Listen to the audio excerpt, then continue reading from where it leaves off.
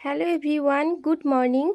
ঈশান ব্লগসের নতুন একটি ভিডিওতে তোমাদের সকলকে অনেক অনেক শুভেচ্ছা, শুভকামনা এবং ভালোবাসা জানিয়ে আজকে নতুন একটি ভিডিও শুরু করতে চলেছি। তো তোমরা সবাই ভিডিওটি পুরোপুরি শেষ অবধি দেখতে থাকো। আজ 1 মে বৃহস্পতিবার।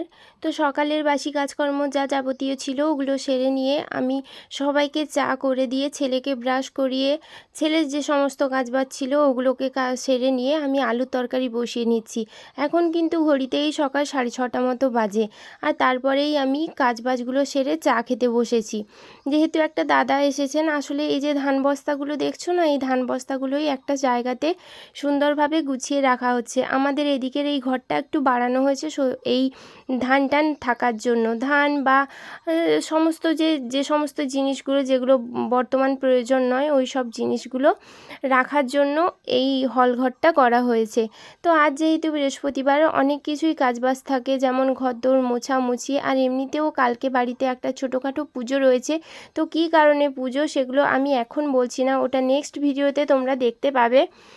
তো ওই জন্য ঘরদোর মোছামুছি করে সব ঝাঁটা টাটাগুলো ধোয়াধুয়ি করে আমি এখন রুমে চলে এসেছি। আসলে গতকাল যে জামা কাপড়গুলো কেচেছিলাম ওই জামা কাপড়গুলো গোছানো হয়েছিল না, সেই জন্য জামা কাপড়গুলো ঠিকঠাক মতো গুছিয়ে আমি আলনাতে রেখে দিলাম। আর এই ঝুড়িটা যে কিনেছিলাম এই ঝুড়িটাতে আমি ছেলের জামা কাপড় রাখি, একটা সাইডে জামা আর একটা সাইডে ওর প্যান্টগুলো। বেশ ভালো হয়েছে, তো এর জন্য কিন্তু আমি আমার হাজব্যান্ডের কাছে বকানো খেয়েছি। তো যাই হোক, তারপরে আমি স্নান সেরে এসে উনুনটা ধরিয়ে নিয়ে আমি দেখো মেজেছিলাম যে হাঁড়িটা, ওই হাঁড়িটাতে একটু ভালোভাবে তেল ব্রাশ করে নিয়ে আমি হাঁড়িটা উনুনে বসিয়ে দিলাম। ভাত বসাবো আর গ্যাসে তরকারিগুলো রান্না করতেছিলাম, কিন্তু ছেলের দুষ্টুমিটা এত যে তোমরাই দেখো। এই দেখো কি করেছে, কোথা থেকে আলতার বোতল পেয়েছে জানি না, আলতার বোতল নিয়ে গোটা হাতে পায়ে মুখে মেখে একাকার অবস্থা। গোটা মুড়ি নিয়ে এসছে, মুড়ি নিয়ে এসে গোটা চতুর্দিক ছড়িয়েছে। আর ভোগ মানে ঠাকুরপুর যে ভোগের বাটি ওগুলোও নিয়ে এসে দেখো খেতে বসে গেছে। খাবে খাক, তাতে কোনো অসুবিধা নেই, কিন্তু ওই যে আলতা মাখা হাতে খাচ্ছে, কেমিক্যালগুলো তো পেটে যাচ্ছে, এর থেকে তো পেটের খারাপ হবে। তো যাই হোক, বাচ্চা তো, আমিও এতটা খেয়াল করিনি, আমিও ওদিকে রান্না করছি, তো এসে দেখি এই অবস্থা। তো তাই ভাবলাম তোমাদেরকে একটু ক্যামেরাবন্দি করে দেখাই, একটা ছোট বাচ্চা থাকলে বাড়িতে কিভাবে কি কাজ করতে হয় সেটা যাদের বাড়িতে বাচ্চা আছে তারা নিশ্চয়ই খুব ভালো করে বোঝো। এরই মধ্যে দেখো আবার এসে করে ধানের বস্তার উপর উঠে গেছে। প্রচুর দুষ্টু, ওকে সামাল দিয়ে কাজ করা সে যে করে সেই বোঝে। অবশ্য ওকে দোষ দিয়ে লাভ নেই, আমরাও হয়তো ছোটোবেলায় এরকমই দুষ্টুমি করেছি, আমরাও হয়তো মায়েদেরকে জ্বালাতন করেছি, বিরক্তি করেছি। তো যাই হোক, তারপরে এই দেখো আমি রান্নাবান্নাগুলো করে নিচ্ছিলাম। রান্নাবান্না সেরে ওই যে ঘরগুলোকে নোংরা করেছিল ওই নোংরা ঘরগুলোকে একটু সুন্দরভাবে পরিষ্কার করে নিচ্ছি। তো রান্নাবান্নাও আমার কমপ্লিট হয়ে গেছে, এরপর ছেলেকে স্নান ধানও করিয়ে নেব।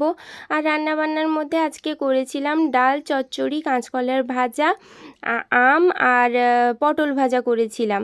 তো যাই হোক, ছেলেকে খাইয়ে দাইয়েও ঘুম পাড়িয়ে নিয়েছি, আর আমাদেরও খাওয়া হয়ে গেছিলো। আর এই যে জামা কাপড়গুলো দেখছো না, এগুলো কেচেছিলাম, কিন্তু কাচার পর আর রোদে শুকোতে দেওয়া হয়নি। এরই মধ্যে দেখেছি আকাশে খুব মেঘ উঠেছে, তো মনে মনে ভাবছি যে জামা কাপড়গুলো বাইরে মিলবো না। তো ভাবলাম মিলেই দিই, তারপরে যখন না হয় বৃষ্টি আসবে তখন আবার তুলে নেওয়া যাবে। তো দেখো ওগুলো মিলে রুমে এসেছি, আর ছেলের জন্য এই নতুন জামাটা এসেছে। তো কী কারণে এসেছে সেটা আজকে এই ভ্লগে আমি বলবো না, তো তোমাদেরকে পরের ভ্লগটা দেখতে হবে, পরের ভিডিও দেখতে হবে, দিলেই বুঝতে পারবে কী কারণে বা কী উপলক্ষে এই নতুন জামা বা কী উপলক্ষে এই ঘরদোর পরিষ্কার। যাই হোক, বিকেলে দেখো বৃষ্টিও শুরু হয়ে গেছিলো, বিকেল না ঠিক দুপুরের নাগাদ, প্রায় দুপুর 2টো নাগাদ। তো এখন বিকেল হয়ে গেছে প্রায় 4:30 বা 5টা এরকম বাজে। মেঘ বৃষ্টির পরে আবার রোদ বেরিয়েছিল জানো তো। তো রোদ বেরোনোর পর এই যে পাতাগুলো এত হাওয়া দিয়েছিল, তো পাতা পড়েছিল, ওই পাতাগুলোকেই আমি ভালোভাবে ঝাঁট টাট দিয়ে নিচ্ছি। তারপরে আমি গেছিলাম কোথায় বলো তো, আম কুড়োতে। আসলে বাতাসটা অনেক জোর মানে জোরালো হয়েছিল। অ্যাসবেস্টারের ওপরে ধপ ধাপ আওয়াজ হচ্ছিল আম পড়ার। তো ভাবলাম অনেক আমই পড়েছে মনে হয়। তো গিয়ে দেখি সত্যিই অনেকগুলোই আম পড়েছিল। তাই কুড়িয়ে নিয়ে এসে ওগুলোকে ধুয়ে রেখেছিলাম, আর এখন দেখো আমগুলোকে আমি কেটে নিচ্ছি। এগুলোকে নুন জলে চুবিয়ে রেখে দেবো, দিয়ে কালকে রোদ উঠলে রোদে আমি আমগুলোকে দিয়ে দেবো একটু শোকাতে। দিলে নুন জলটা মানে ঝরে যাবে আর কি, আমগুলো শক্ত হয়ে যাবে। তো যাই হোক, এগুলো আমি কাটতে থাকি, আর বর এই ভিডিওটা করে দিচ্ছিল। বর আমাকে না প্রচুর ভেঙচি কাটছিল, তাই আমিও ভিডিও শেষে দেখবে ওকেই ভেঙচি কেটেছি। তো তোমরা কিন্তু কিছু মনে করো না। তো যাই হোক, আজকের ভিডিওটা আমি এখানেই শেষ করছি। যদি কিছু ভালো লেগে থাকে তাহলে প্লিজ লাইক কমেন্ট শেয়ার করো, আর চ্যানেলটিকে সাবস্ক্রাইব করে দিও। সবাই ভালো থেকো, সুস্থ থাকো, দেখা হচ্ছে পরের ভিডিওতে।